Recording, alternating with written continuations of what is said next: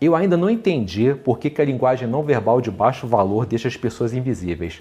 Você pode me explicar isso melhor? Claro, com todo prazer. Vamos lá.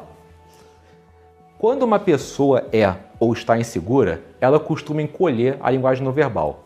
Em outras palavras, ela traz os braços mais para perto do tronco, gesticula com bastante sutileza, aproxima mais as pernas, muitas vezes flexiona o joelho e, não raro, ela fala baixinho, para dentro. Então é muito comum as pessoas inseguras ficarem repetindo as coisas que elas acabaram de falar, porque é muito difícil alguém captar de primeira, né? Todo mundo fica, hã? O quê? Repete! Não entendi o que você falou. Alguém aqui se identificou com isso? Dá um salve aqui nos comentários, ou então no chat, né? Mas, voltando ao assunto, por que essas pessoas ficam encolhendo a linguagem não verbal? Para não chamar atenção e poder passar despercebido ou despercebida. E isso é tão eficiente que até os ninjas usavam essa técnica. Teve uma vez que eu parei para conversar com um rapaz que praticava ninjutsu lá em Belo Horizonte, e ele me falou que os ninjas costumavam diminuir o espaço físico e a estatura para não serem vistos pelas pessoas que estavam logo atrás. Então, eles estavam bem atrás da pessoa, só que abaixo da linha de visão delas, encolhendo o corpo e ninguém estava vendo. Sabe quando alguém que está na tua frente se vira, pisa no teu pé, ou então te dá uma cotovelada e logo em seguida fala: "Nossa, desculpa, eu não tinha te visto, mil desculpas"? Quando isso acontece uma vez ou outra, a gente pode até cogitar a possibilidade dessa pessoa que estava na nossa frente, dela ter sido destrambelhada, né? Agora, quando isso acontece direto e com pessoas diferentes, chances são que a nossa linguagem não verbal, ela tá tão encolhida que a gente acaba sumindo do campo de visão delas, o que costuma ser um grande indicativo de invisibilidade social. Agora, só uma observação muito importante antes da gente prosseguir para a quarta consequência, porque esse tipo de dúvida é muito recorrente aqui no canal. Você acabou de aprender que é possível decodificar o que uma pessoa está sentindo analisando posturas, gestos, movimentos, etc. E volta e meia aparece aqui nos comentários ou na minha live perguntando assim, isso aqui é só um exemplo, né, da pergunta. João, quando a pessoa coça a cabeça, isso é o quê? E, gente, é praticamente impossível, para não dizer imprudente, você tirar conclusões sobre as intenções dos outros com base em apenas um sinal. Porque nem todo sinal ou pista é exclusividade de só um tipo de situação. Por exemplo, eu fiz um tempo atrás um vídeo, bastante tempo atrás na verdade, um vídeo falando sobre sinais não verbais da rejeição, e um desses sinais é a criação de barreiras corporais, ou seja, cruzar o braço, cruzar as pernas, baixar a cabeça, etc. Esse sinal, ele também aparece na timidez. Ou seja, embora ele apareça na rejeição, ele não é exclusivo da rejeição. Cada situação é como se fosse uma receita e os sinais ou pistas que compõem essa situação são os ingredientes. Por exemplo, pensa num saco de farinha. Com a farinha você faz bolo, não faz? Agora, o bolo é a única receita que leva farinha? Não. Tem o talharim, tem a pizza, tem a lasanha e muito mais, né? Então, você dizer que uma determinada intenção não procede só porque ela tem um sinal que também pode ser encontrado em outro tipo de intenção é a mesma coisa que dizer que aquela pizza que está na tua frente não é uma pizza, e sim um bolo, porque ela tem farinha e só o bolo leva farinha. Entendeu? E por que não basta dois sinais? De novo, porque existem situações que, apesar de elas serem diferentes umas das outras, elas têm mais de um sinal em comum. Então, você tem que ter pelo menos 3 sinais para poder tirar uma conclusão, e esse conjunto de sinais a gente chama de cluster, alguns vão chamar de bloco. O que acontece quando você ignora essa regra e tira conclusões com base em apenas uma pista ou sinal? Você vai estar cometendo uma imprudência e correndo um risco muito sério de errar e passar vergonha. Ficou claro agora? Maravilha! Vamos continuar com a nossa lista de consequências. Número 4. As tuas chances de sofrer rejeição aumentam bastante, principalmente com pessoas desconhecidas. Por que pessoas com uma linguagem não verbal de baixo valor costumam sofrer mais com a rejeição? Porque posturas, gestos e expressões faciais negativas costumam ser interpretadas como sinais de ameaça, hostilidade, insegurança, falta de interesse, etc. Por exemplo, você sabia que abordar uma pessoa desconhecida de frente como se você estivesse marchando na direção dela, ou então assim por trás, cutucando, pode ativar aquela área do cérebro que sinaliza a presença de uma ameaça e deixar ela na defensiva, com a guarda lá em cima e totalmente fechada para aquilo que você tem a dizer? Vocês já sabem que eu fui um coach de paquera para homens no passado, treinei centenas, para não dizer milhares de indivíduos, e uma coisa eu posso te dizer em verdade, tá? Se você acha que só aparecia cara feio ou estranho na minha porta, você está redondamente enganado ou enganada. Metade dos meus alunos tinham uma boa aparência e um repertório de assunto invejável. Você podia conversar sobre qualquer coisa com eles. Só que eles tinham uma linguagem não verbal que ficava fazendo o papel de repelente. Aliás, você sabia que uma linguagem não verbal de alto valor pode fazer com que as outras pessoas te percebam como mais alto ou mais alta do que aquilo que você de fato é? Isso e também as roupas certas, porque o estilo, o caimento também influencia bastante na percepção de altura, tanto em homens quanto nas mulheres. Mas relaxa porque isso vai acabar hoje, daqui a pouquinho. Número 5. Ninguém dá importância para a sua opinião. Quando a sua linguagem não verbal é negativa, as pessoas simplesmente não dão valor ou importância para aquilo que você fala, por mais sentido que faça. Você acaba ficando com a sensação de que a tua opinião não tem, assim, peso nenhum para elas. E eu sei que isso é muito frustrante, porque eu já naveguei bastante nesses mares, né? Mas não tem jeito. Para que as pessoas possam te ouvir e dar valor para as tuas palavras, você tem que ter, número 1, uma voz firme e bem projetada. Veja bem, firme e bem projetado não é sinônimo de grave. Se você for homem e a sua voz não for naturalmente grave, não força, porque das duas uma, ou fica estranho, ou então pode até ser que você engane as outras pessoas, mas em algum momento a verdade vai vir à tona. O Anderson Silva, o lutador, ele tem uma voz bem suave e ele era um animal dentro do ringue. Em momento algum as pessoas duvidavam da masculinidade dele. O Robert Greene, o autor do livro Da Arte da Sedução, ele fala sobre essa questão do contraste como uma arma para você gerar atração. Por que um homem másculo com voz suave pode vir a ser ainda mais atraente do que um homem que é tudo isso e ainda por cima tem a voz grave? Porque contrastes desafiam as expectativas das pessoas e deixam elas curiosas, com aquela impressão de que existe uma parte desse cara que é sensível, que é acolhedora. Mesma coisa quando o cara é, sei lá, um fisiculturista e nas horas vagas ele pinta quadros. Isso é um contraste, porque você jamais esperaria uma coisa dessas de um fisiculturista. É o que o Greene falou no livro dele. O leão não deixa de ser o rei da floresta só porque ele fica ronronando quando ele está se sentindo mais consolado. Mas agora, voltando ao assunto, né? Número 2, posturas e gestos que passam segurança e que dão ênfase para aquilo que você está dizendo. Quando você não tem nada disso, a impressão que dá é que nem você tem certeza das suas próprias palavras. E como é que você espera que as outras pessoas vão sentir firmeza nas suas palavras se nem você está demonstrando isso? Eu sinto muito te dizer, mas não basta que os teus argumentos sejam bons. Eles têm que ser transmitidos da maneira certa.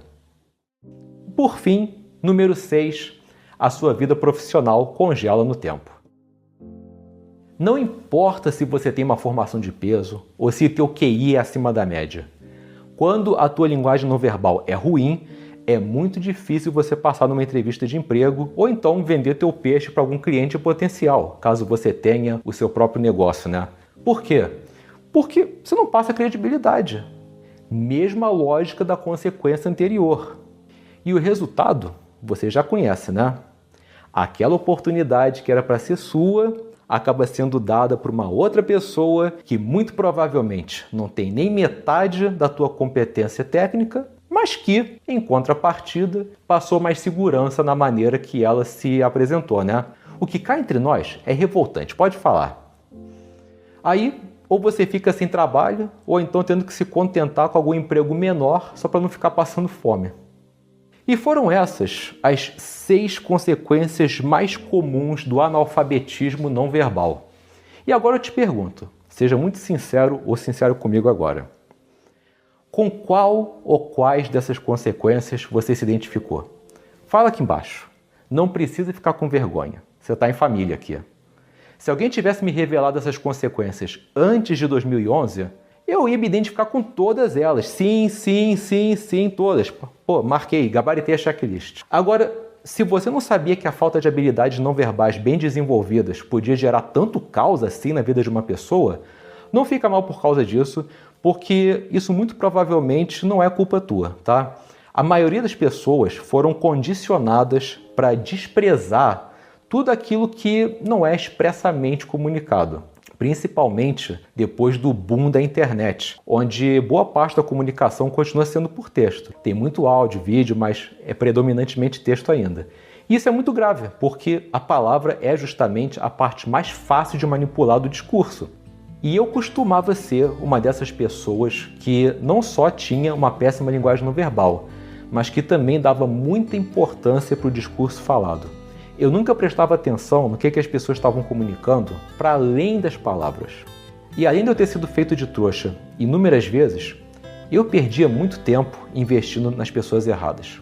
Como, por exemplo, mulheres que não estavam interessadas em mim, mas que não queriam ser indelicadas, ou então empresas ou pessoas que não queriam fazer negócio comigo, mas que também não queriam me dar uma resposta direta. E eu também perdi uma namorada por causa disso. Porque ela estava, assim, muito aborrecida com alguns comportamentos meus, só que ela não gostava de conflito e não parava para conversar comigo sobre as insatisfações dela. Nisso, ela foi guardando. Um belo dia, ela não aguentou mais e, bum, terminou. Eu lembro que aquilo me deixou assim, sem chão. Porque, como ela nunca reclamava de nada, para mim, o relacionamento estava indo muito bem. Só que não, né? Quando isso aconteceu, eu já manjava da parte ativa da linguagem não verbal, que é aquela que você usa para influenciar a percepção das outras pessoas. Só que eu ainda não tinha parado para estudar a parte passiva, que é aquela que você decodifica nos outros. Então, como esse término me deixou assim muito desestabilizado na época, eu resolvi estudar essa parte da leitura não verbal para decifrar o que as pessoas estavam comunicando para além das palavras. E foi aí que eu me formei como detetive. Tá aqui o meu distintivo, minha carteirinha.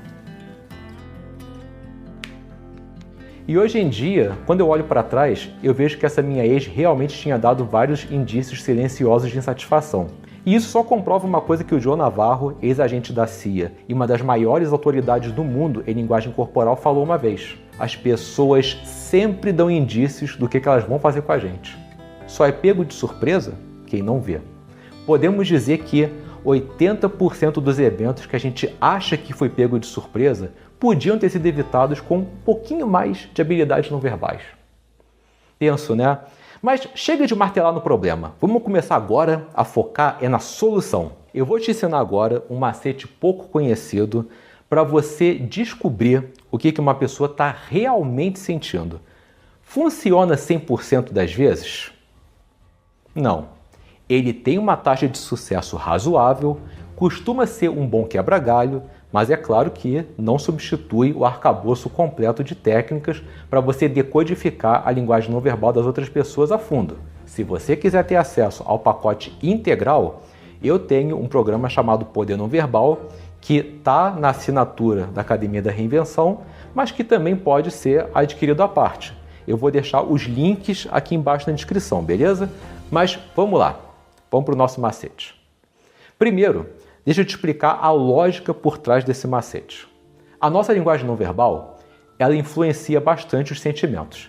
Por isso que os exercícios de respiração costumam ser uma boa pedida para você controlar a ansiedade. Porque, pensa comigo, quando a gente fica ansioso, a respiração fica mais rápida e mais rasa. No momento que a gente força uma respiração mais lenta e mais profunda, que é típico do estado de relaxamento, é como se o corpo sinalizasse para a nossa mente que o perigo já passou. E nisso a ansiedade diminui ou até mesmo vai embora. Próxima vez que você estiver se sentindo muito estressado ou estressada, faz o seguinte, dá uma alongada básica, relaxa bem os braços, perna, pescoço, Senta numa poltrona bem confortável e começa a respirar mais devagar e com mais profundidade. Você vai ver que é impossível você continuar sentindo aquele estresse todo que estava te afetando. O corpo, ele influencia muito as nossas emoções. Inclusive, existem algumas modalidades de terapia que usam exercícios corporais para complementar o trabalho que está sendo feito na mente. Agora, beleza, onde é que entra esse macete que eu te prometi, né? Seguinte, sempre que você estiver na dúvida sobre a sinceridade de alguém, repete o que essa pessoa te falou imitando a linguagem não verbal que ela usou. Leia-se o tom de voz, posturas, movimentos, gestos, expressões faciais, etc. Obviamente, você não vai fazer isso na frente dela, né? Você vai fazer isso quando você estiver sozinho, de boa. Quando você repete as palavras de uma pessoa replicando a linguagem não verbal que ela usou, é bem provável que você vai sentir o que ela estava sentindo na hora que ela falou aquilo. Isso também serve para ligações e mensagens de áudio, porque muitas vezes só a voz, o tom de voz, o paraverbal, né, já é o suficiente para você matar a charada. Teve até um estudo realizado pelo Dr. Phil McAleer, da Universidade de Glasgow, onde ele reuniu mais de 300 participantes e passou 64 áudios diferentes de pessoas falando hello, e quase todos acertaram a emoção que cada indivíduo estava sentindo no momento que ele gravou aquele hello, mesmo elas não sabendo nada de linguagem não verbal. Então, tá aí um macete bem simples e consideravelmente confiável para você decifrar as verdadeiras intenções das outras pessoas. Mas não é esse o ensinamento da vez. Esse eu vou entrar daqui a pouquinho.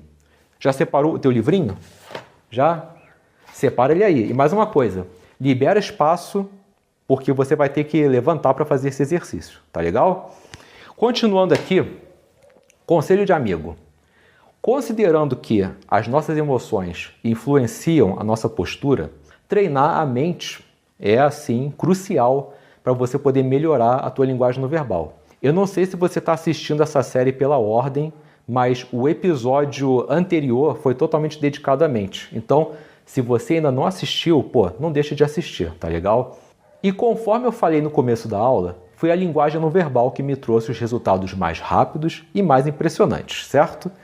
Como é que foi que isso aconteceu? Então, eu já estava com um repertório de assunto razoável e a minha mente já tinha sido reprogramada para eu perder o medo de abordar e não desanimar diante dos fracassos. Virei uma máquina de abordagem, mas ficar com alguém que é bom, necas. Passava a noite inteira puxando conversa com as garotas, batendo papo até altas horas e voltando para casa zerado. E o que mais me deixava indignado é que eu via caras mais baixos, mais roliços, mais carecas, porque eu tinha bem menos cabelo que hoje em dia, e todos eles desenrolando e ficando com alguém em coisa de minutos, sei lá, 5, 10 minutos, às vezes nem 2 minutos, né, dependendo do horário da noite. E eu achava que o problema estava na qualidade do assunto. Então, toda semana eu detonava às vezes 2 livros novos de inteligência social, e mesmo com um repertório de assunto praticamente infinito, eu continuava voltando para casa zerado. Depois de uns 2 meses de estagnação, eu resolvi engolir o meu orgulho e procurar um workshop de paquera. E entre as várias técnicas que o palestrante compartilhou com a gente, teve uma que me chamou bastante atenção. O nome dela é Efeito Krypton e ela foi baseada no trabalho que o falecido ator Christopher Reeve fez para viver o Superman no cinema. Você já sabe que esse super-herói ele tem uma identidade secreta que é o Clark Kent. E a única coisa que ele faz para não ser reconhecido, além dele vestir roupas normais de civil, é usar um par de óculos. Porque, né, nenhum ser humano reconhece o outro quando ele usa um par de óculos. Aqui.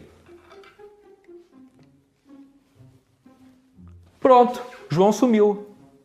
Viu como é que funciona esse disfarce? Show, né? Pô, gente, isso é tão surreal que só perde pro desenho animado do He-Man dos anos 80. Pra quem não sabe, o He-Man é um guerreiro superpoderoso que também tem uma identidade secreta, o Príncipe Adam. A única coisa que mudava quando ele se transformava no He-Man era o tom de pele, que ficava mais bronzeado. E o povo inteiro comprando aquela mentira, né? A Teela chegava pro He-Man e falava assim: He-Man, Príncipe Adam estava comigo quando o esqueleto atacou e agora ele sumiu. E o He-Man: não se preocupe, Teela, eu salvei o Príncipe Adam antes de eu te encontrar, ele agora tá são e salvo. Mentira, é você, povo de Eternia, hein? Caceta. Mas voltando ao efeito Krypton, quando eles fizeram o filme do Superman em 1977, eles queriam deixar essa diferença entre o herói e o alter ego dele menos ridícula. Então, o que Christopher Reeve fez? Ele adotou uma linguagem não verbal específica para o Clark Kent e outra específica para o Superman. E não é que o resultado ficou muito maneiro? Eu separei um trecho do filme para vocês verem esse jogo de linguagem não verbal na prática. Então, só para contextualizar, nessa cena o Clark está indo buscar a Lois Lane para eles irem num evento qualquer, e quando ela vai até o quarto dela para terminar de se arrumar, ele começa a ensaiar uma possível revelação da verdadeira identidade dele. Então, vamos dar uma olhadinha. For goodness sake, didn't you hear me knocking? Então logo de cara você vê aqui que os ombros estão projetados para frente, dando a impressão de que ele é corcunda. Lois, we did have a date tonight, remember? Oh.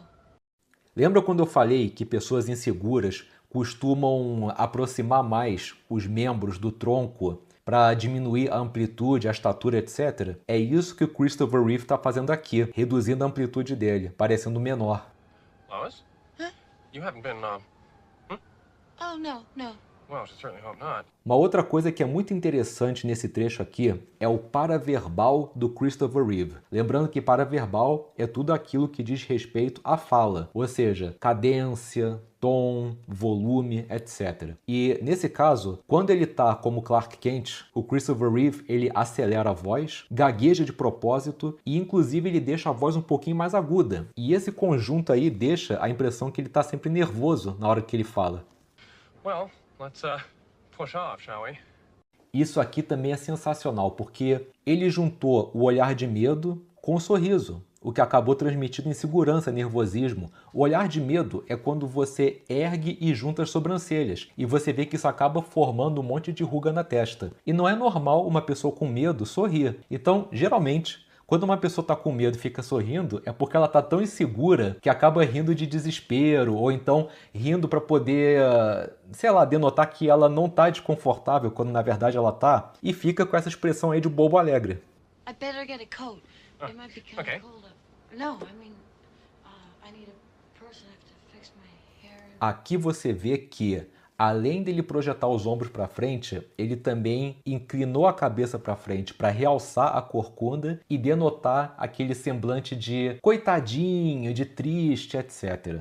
E vamos dar uma olhadinha agora na mágica acontecendo à medida que ele vai assumir a linguagem corporal do Superman. Some blush on.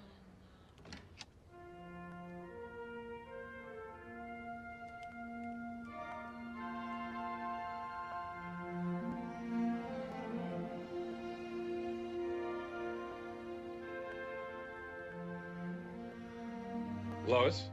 Aqui, logo de cara, o paraverbal já mudou. A voz ficou mais grave, mais assertiva, e segundo alguns estudos, o homem que tem a voz mais grave denota uma maior presença de testosterona. Lembrando que eu falei na aula que não é para você começar a forçar uma voz grave se você não tiver. Mas vamos continuar aqui. Você vê aqui que ele está com o olhar relaxado e o queixo erguido, em um ângulo de 90 graus em relação ao pescoço. Esse conjunto passa confiança, a confiança diz respeito ao queixo erguido e a serenidade do olhar. Aqui você vê que os ombros dele estão para trás, isso acabou deixando o tórax dele maior, e esse conjunto transmite força e passa segurança. Outro pequeno ajuste que fez toda a diferença. Dessa vez, ele afastou mais os braços do tronco e isso já gerou aí um aumento da percepção de amplitude.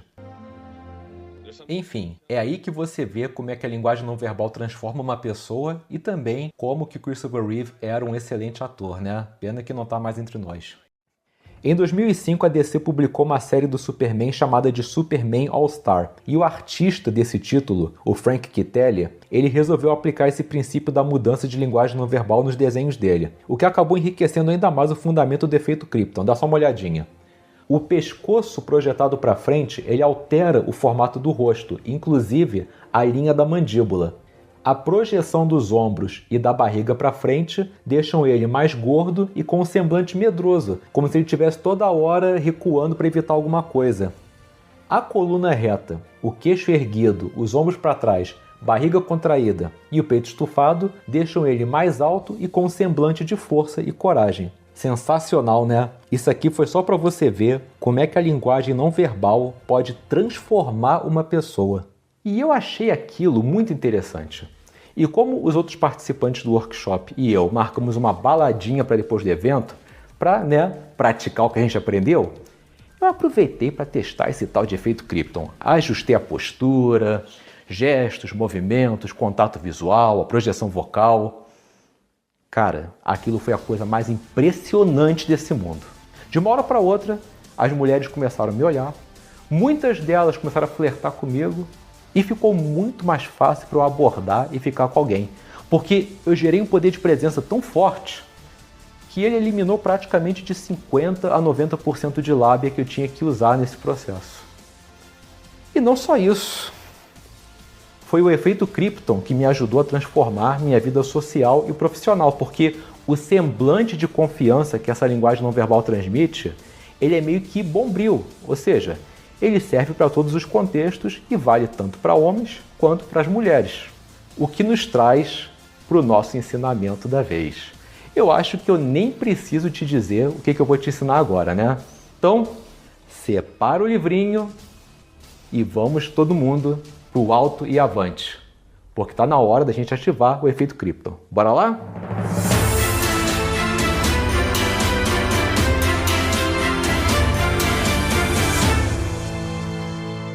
Seguinte, para você ativar a tua linguagem corporal de super-herói ou super-heroína, você vai pegar o seu livrinho e você vai colocar isso sobre a sua cabeça. E todos os dias você vai passar pelo menos 15 minutinhos fazendo a maior quantidade possível de coisas, mantendo o livro equilibrado sobre a sua cabeça, sem deixar ele cair. Então, anda pela casa, eu tenho que olhar aqui para a câmera para ver se não estou saindo do enquadramento. Anda pela casa, se for necessário, pega a cadeira, senta, em seguida, levanta. Agacha para pegar alguma coisa, pega, levanta de novo. Quer usar o celular? Usa. Pega ele, leva na altura dos olhos, guarda de novo. Enfim, não é para ficar parado ou parada.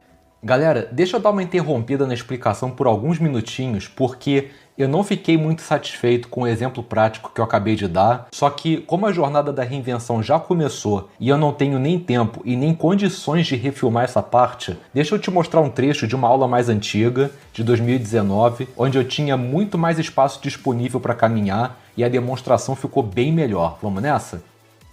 Ok, aqui eu tô andando com o livro sobre a cabeça, Então você dá uma andadinha, né? Umas caminhadas pela casa em círculos e tal, enfim, essa é a primeira parte que eu queria mostrar, que é caminhando mesmo.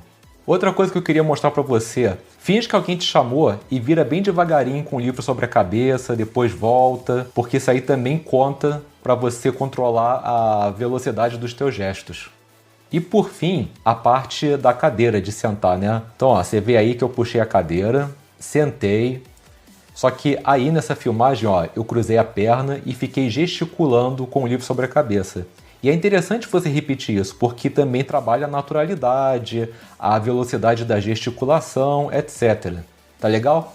Então era isso que eu queria te mostrar, porque eu realmente estava muito apertado de espaço para me movimentar, não curti muito o resultado e eu não queria que a explicação deixasse a desejar, né? Então, agora que ficou mais bem explicado, vamos voltar para a nossa lição, onde eu vou te explicar o propósito dessa dinâmica do livro sobre a cabeça. O livro equilibrado sobre a tua cabeça, ele vai primeiramente te obrigar a manter a coluna reta e o queixo erguido na altura certa. Por quê? Porque cabeça baixa transmite insegurança e tristeza, né? Tipo assim. Só que, se você exagerar e erguer demais o teu queixo, aí você vai acabar transmitindo uma imagem de arrogante, que literalmente tem o nariz em pé.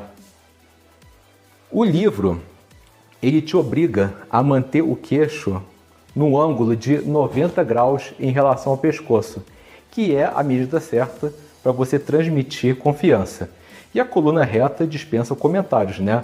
porque isso melhora pra caramba a sua postura e pode inclusive passar a impressão de que você é mais alto ou então mais alta. Mas não para por aí. O livro equilibrado sobre a tua cabeça, ele te obriga a andar e gesticular mais devagar, porque movimentos rápidos, de uma maneira geral, costumam passar uma imagem de ansiedade, desespero, enfim, não costuma ter uma conotação muito positiva. E como a gente vive numa sociedade meio que apressada, onde as pessoas estão andando cada vez mais rápido, uma pessoa que se movimenta mais devagar, com suavidade, ela se destaca mais no ambiente. Fora que, no caso do homem, isso pode acabar ajudando a gerar mais atração. Por quê? Porque antigamente, bem antigamente, nós estamos falando da pré-história, eram os caçadores que costumavam ter o valor mais alto entre as mulheres. Por quê? Porque eram eles que providenciavam o alimento e, consequentemente, a sobrevivência delas. E quando você se mexe mais devagar, mais suave, isso acaba ativando um gatilho pré-histórico que ainda está muito presente na mente feminina, que é tipo assim: opa, esse aí tem perfil de caçador, porque caçador tem que se mexer com sutileza para não afugentar a presa. Entendeu agora? Ah, João, a pré-história foi há dezenas de milhares de anos atrás. Nós estamos agora em 2023. Então, eu sei disso. Só que, segundo os cientistas evolucionistas, o cérebro humano demora de 50 a 200 mil anos para modificar os gatilhos originais. Ou seja, mesmo que a gente esteja vivendo numa sociedade assim bem mais sofisticada, ainda existem instintos dessa época, né, presentes na nossa configuração genética. E a resposta positiva da mulher ao homem que se movimenta mais devagar, mais suave, é um exemplo bem real disso aí. Ficou claro agora? Mas tá aí. 15 minutinhos diários desse exercício com o livro, eles já vão transformar bastante a tua linguagem não verbal. Mas não para por aí. Pessoas confiantes, elas ocupam mais espaço. Então, uma dica para você começar a ocupar mais espaço, tá? Estica os teus braços e fica rodando a tua cintura para lá e para cá. Começa a visualizar as tuas mãos desenhando um círculo à sua volta. Esse círculo é o teu espaço pessoal e você pode gesticular à vontade dentro desse espaço, e se você for se apoiar em algum lugar, ocupa uma área referente a esse espaço pessoal. Agora expande mesmo, porque de novo, gente confiante ocupa espaço. Mas João, isso não vai atrapalhar as outras pessoas? Não. Você tem que pensar o seguinte: essa é a sua área. Se alguém estiver incomodado, a pessoa pode desviar e contornar. Que é basicamente o que você tem feito com as outras pessoas que estavam ocupando espaço e que não estavam nem aí para você, né? E nunca é demais lembrar, mantenha essa área daqui desocupada. Porque braço cruzado, cabeça baixa, perna cruzada em pé, etc., são gestos de proteção das áreas vitais e que são muito comuns em pessoas que estão tensas, se sentindo amedrontadas com alguma coisa, beleza? Mas tá aí o efeito Krypton. Depois que eu apliquei esses ajustes e eu senti na pele os resultados instantâneos que eles proporcionavam, eu fiquei tão fascinado com a linguagem não verbal que, muito sinceramente, eu virei um viciado nesse assunto. Eu investi, assim, uma nota preta em livros, cursos e até mesmo sessões particulares com pessoas que são autoridades nessa área. Foi uma experiência muito bacana, que agregou muito para a minha vida. Quanto mais eu fui aprimorando as minhas posturas, gestos, movimentos, tom de voz, maior o meu valor social foi ficando, e eu, sinceramente, não tenho palavras para descrever o impacto que a linguagem não verbal exerceu sobre a minha realidade. Vale muito a pena você se dedicar a esse assunto. Agora, é claro que você vai ter que fazer a tua parte. Sabe qual é o grande erro que eu vejo muita gente cometer? Principalmente no que diz respeito às posturas, movimentos e gestos de valor? Praticar os ajustes só na hora H. Como assim? Imagina que a pessoa gosta de sair de noite e ela quer gerar valor nos ambientes que ela frequenta. Aí ela vai, assiste às aulas de linguagem corporal e não pratica rigorosamente nada dentro de casa. Aí, quando ela vai para a festa, para a balada ou então para o barzinho, whatever, aí que ela se lembra de aplicar os ensinamentos. E aí fica artificial, robótico, né? Porque ela fica muito consciente de tudo. E me desculpa, quando você só deixa para praticar os ajustes na hora H, isso não é linguagem não verbal, isso é teatro. Você quer transmitir uma linguagem não verbal de valor e ao mesmo tempo natural? Então você tem que incorporar esses ajustes na sua rotina como um todo. Inclusive quando você estiver sozinho ou sozinha em casa e ninguém estiver te olhando. É assim que você desenvolve uma comunicação não verbal mais natural, quando você fica praticando ela o tempo inteiro, sem você ficar escolhendo o momento certo para usar.